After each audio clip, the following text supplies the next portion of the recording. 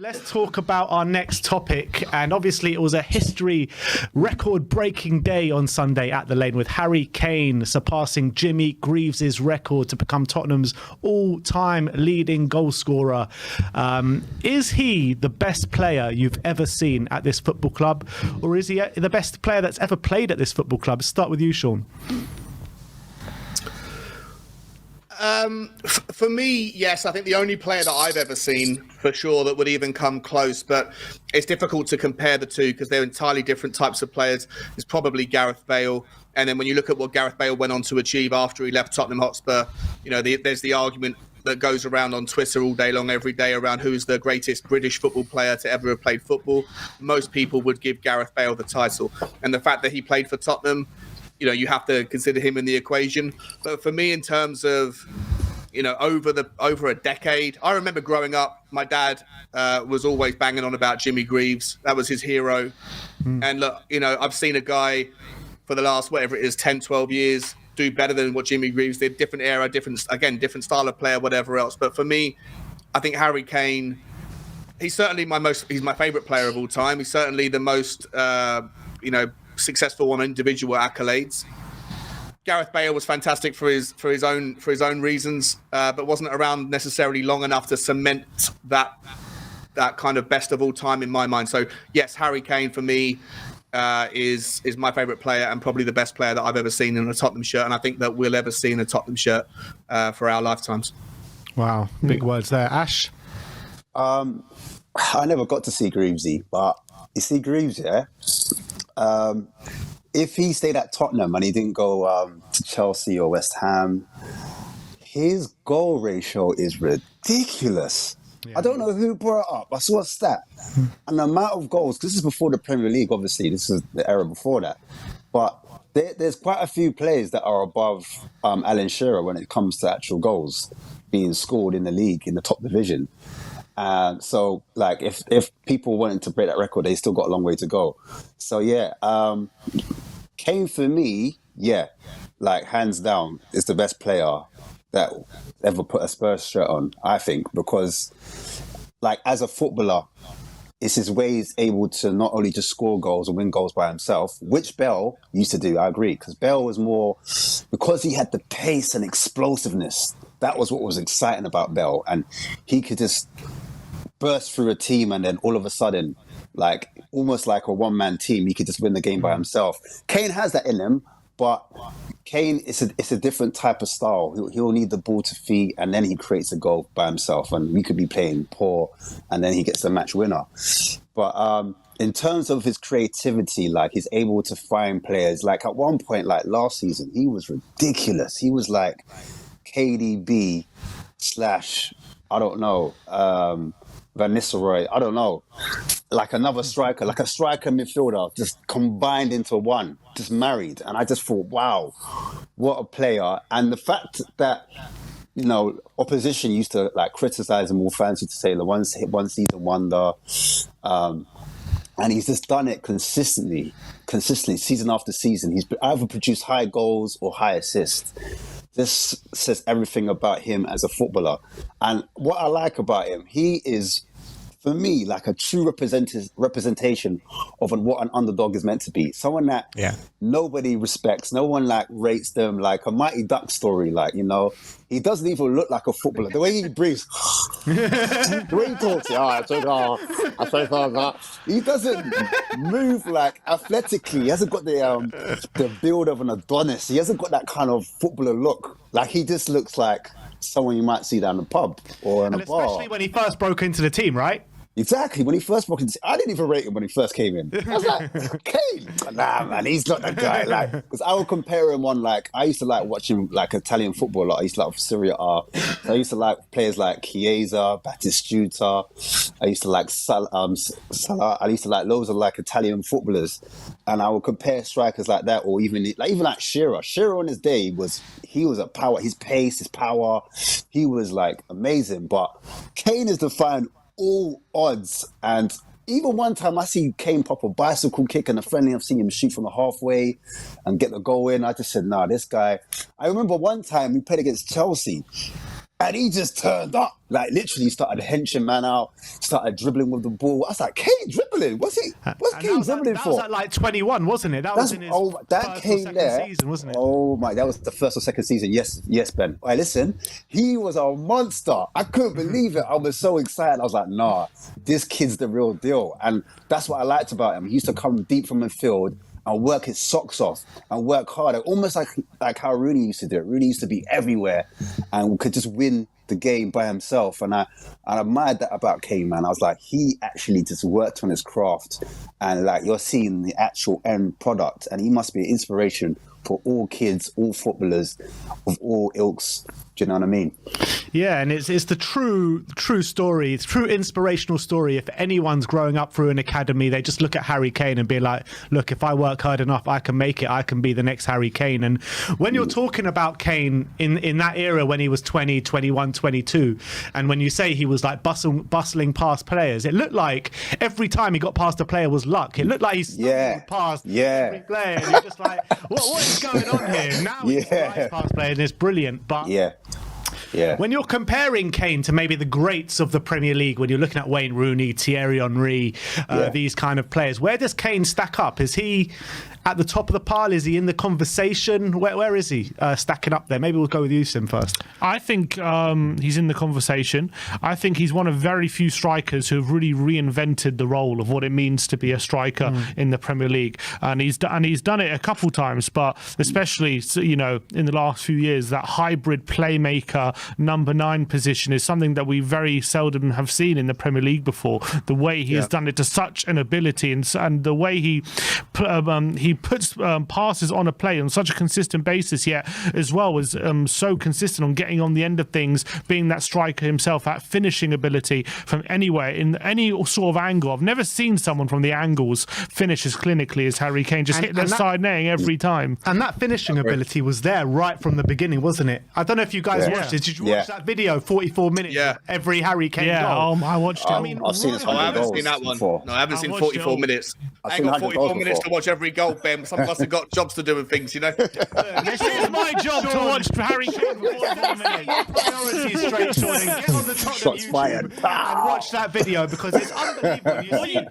What are you doing here, Sean? Go watch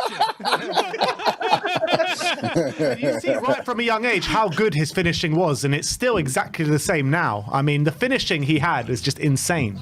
Yeah, sorry. And he's on, and as well, two-footedness. He's scored some mad goals with his left foot as well. He's got his crazy 2 feet. It's not only that, but it's just the way that there's nothing naturally that you look at him and you think he's got, like for example, Mbappe. He's got that natural pace. You got Haaland. He's got that natural physique. There's nothing like you look at Kane. You think he was born to be good at this. He was born to be good at any one thing. But it's so clearly come from just it's come from relentless work on the training ground and will work on himself. And he's literally become elite on everything except for maybe pace, which you can't really teach that. But he's literally become elite in every single facet of the game. And do you think that is just unbelievable? He's a marvel of the game, in my opinion.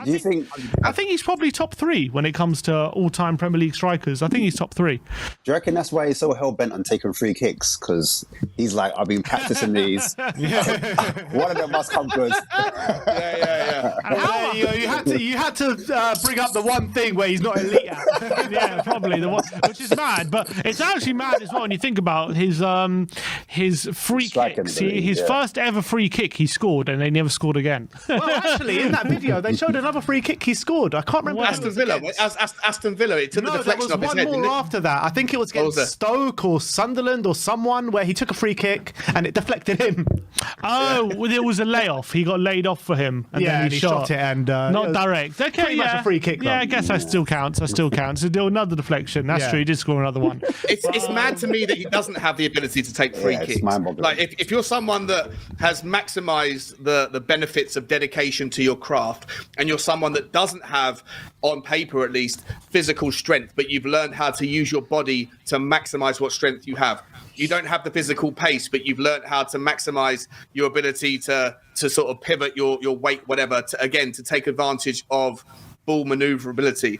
If all the things that he's maximised the ability to do with what God has given him, you would think that being able to take a set, like a ball that is stationary, with 10 yards until the first offensive player, you would think that he would have maximized the ability to perfect that craft as well, or even close to, or something like how well he does with everything else, but he can't. He can't, for whatever reason, take a free kick, take a dead ball. He can do it with the penalty spot, but he can't do it with a free kick. And it's bizarre to me that that's the one area of his game which is probably the weakest, and yet it should be the easiest for someone like him. Yeah, for someone like for something to train on the training ground, you would have think that's one of the one things that should be not easy, but like one thing what you can like. There's a measurable bar how good you are at free kicks on the training ground, and like it's like, and there's the same wall, and it's also like it's everything measurable. But so yeah, it's very interesting. Why that's the case. But yeah, I mean, he's just an inspiration. He's an absolute inspiration for all young strikers. Yeah, complete legend of the game already at 29 years old. But, there's always a stick that that opposition fans like to beat him with. He hasn't won a trophy, and is he ever going to be a real true great until he wins that trophy? But I think he will. I think he will. He's a great anyway, mate. He's a great anyway. It doesn't matter. I completely agree that. But you look at Alan Shearer, right? And half the people that talk about Alan Shearer don't even know that he won a Premier League with Blackburn. Exactly. You know what I mean? Exactly. When you talk about Alan Shearer, the first thing you think about is his Premier League goals. I mean, yes, he did win a Premier League title, but he's not synonymous with Blackburn. He's synonymous with Newcastle United, and he won nothing there. Yeah, exactly. Yeah. Suarez, I really like Suarez. I think Suarez was a top striker. He did. I'm not sure how much he won at Liverpool, but I just think he had an unbelievable season. The season that he did come in, I think he was amazing. You look at Aguero, he did win many trophies, but I don't always think, oh yeah, because Aguero's won all these trophies and he was a big game player, that I think Aguero would still make it, and probably Suarez would as well, into the top 10. Yeah, no, 100%. They definitely would. But I'm not saying like, you see Drogba, for example. Drogba's different. I remember Drogba being a big game player. And that's the reason why I'd say, oh yeah, like he won cups at trophy. That's what makes him a great striker. But some of the other strikers that are in there that I was just talking about, I wouldn't necessarily remember them for like big games and big moments. I just remember them for their goals, whether it be for a lesser opposition or not. I just remember them for how many goals they got and how consistent they were and how great they were. And that's what I remember about Kane. How many goals he got, how consistent they were, and how great he was. And then that's it, period. Like, whether I like... Before we move on to any other topic, though, I've got to ask you guys, if the news has come out last night about Qatar, not the QSI group, but the Emir of Qatar, who wants to take over Manchester United, and he's going to come in with bundles of money, do you think that the marquee number one signing might be Harry Kane? Do you think if Harry Kane hasn't signed a contract yet by the start of the summer, do you think that the Emir might come in, or whoever it is going to be in charge, and say to Daniel Levy, look, here's 170 million, like some bonkers amount of money? Where Daniel Levy has to say, I'm not so sure. Remember, Eric Ten Hag, he wanted Anthony at all costs. And no way is Anthony worth 100 million. So if Ten Hag wants Kane and they've got a new guy in charge with the money to get him Kane, I think he will pay. It depends if 1 year left on the contract. Right? So I honestly think we're going to try our hardest to resist any bids from many domestic clubs. But if Man United come in and say, look, I know he's got 1 year left in his contract, but we've got now fuck you money basically, and we can just spend whatever we like, and whatever you like. If you're saying 150, 160, that's what I'm saying. 150. We'll spend it. We're going to pay it. I think Spurs would probably say yes to that. Yeah, 150 with 1 year left. No, but I think Spurs do say yes to it. But I actually think that Ten Hag will want a different profile of striker at the club, maybe a Victor Osimhen, something like that. And I think their money is probably, he probably thinks their money is better spent there with someone that has more longevity, a much younger player, and someone that is going to press from the front. So I think when you're looking at the Man U style of play, I actually think if you can spend the same amount of money on Osimhen and Harry Kane, I actually think they go for Osimhen. 100%. Yeah, I agree. You go for a younger player. Yeah.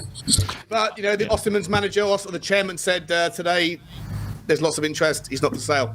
Maybe they know what's gonna. Maybe they know that there's an Emir walking into Manchester and he's going to have a checkbook with limitless zeros on the end of it. So yeah, exactly. Everything's a negotiation tactic, isn't it? But like, of course. Back on the comparisons between Kane and Greaves. I mean, I think Greaves did the exact same amount of goals or one less in like 70 less games or something like that, which is crazy to think about.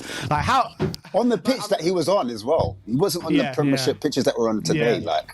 You've got to take that into consideration as well. That's what I'm saying. Bubbling up, pitches bubbling up, heavy balls. Like that's just different level, brother. It's different. Let me ask quick before we move on. Just a very quick question. In terms of trying to get into Kane's psychology, the fact that he's now broken that Premier League, the Tottenham's all-time goal scoring record. Yeah, for sure, does he think now, in his mind, in your opinion, all right, that's my job now done at Spurs. I can leave with a legacy, or would the fact that he's broken that record make him even hungrier to try and achieve something with Tottenham in terms of trophies? What do you think, Sean? I think that I guess there's multiple facets to the question. I don't think that Harry Kane is ever satisfied. I think he's going to want to go on and cement the record regardless of what happens in the Champions League for us or the FA Cup. I think even if he's made his mind up around leaving, he wants to like maybe hit another 8 or 9 goals. He probably wants to take over Wayne Rooney's number before he leaves Tottenham, if he leaves Tottenham. I'm not convinced he is going to leave Tottenham, but in a world where he does, I don't think he's going to rest on his laurels. I think he wants to leave a legend, and I think that if anyone even has a whiff or a sniff that he hangs up his boots early because he's hit the record and he's taking his foot off the gas, then that might be like a little smudge, a little kind of blemish against his name. People might be mentioning that sort of thing. I don't think he ever wants that sort of that kind of mark, that kind of like nasty sort of damage to his reputation. You even saw the way he reacted after losing in the World Cup, right? How did it, everyone was questioning, how are you going to react, Harry? How are you going to react when we play against Brentford? I think it was Brentford away, the first game back after the World Cup, and he goes and scores a goal, right? So like, I just feel like he's a sort of human being that just demands excellence from himself and everything that he does. So I don't think there's going to be any chance of that. What I would be interested in kind of contemplating is if he was to win an FA Cup under Tottenham this season, and let's be honest, there's never been a better season to do it with the way that the draw is shaped up, or if we were to go deep in the Champions League, if we were to win a trophy at Tottenham, I'm not entirely sure whether that's necessarily a good thing for the chances of Harry Kane staying or not. If we win an FA Cup at Tottenham, has he got the trophy that he wants? And then he can move on and maybe win more difficult trophies like a Premier League somewhere else, or maybe like a Bundesliga or whatever else. Like, does him winning a trophy this season guarantee that he stays?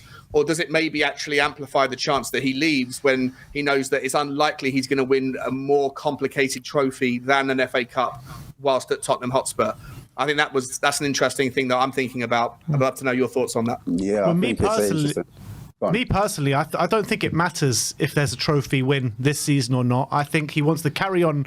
Well, he wants to start winning trophies and win trophies consistently, and I think he will do that where he thinks it's the best place to do it. And if Conte stays and there's a real opportunity for us to win trophies, I think regardless if we win the FA Cup this year or not, I think he'll stay.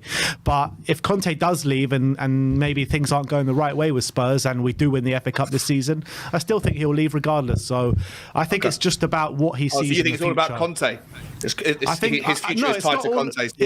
It's not all about Conte. It's about the future of this football club, and if he sees there can be realistic success here in big tournaments.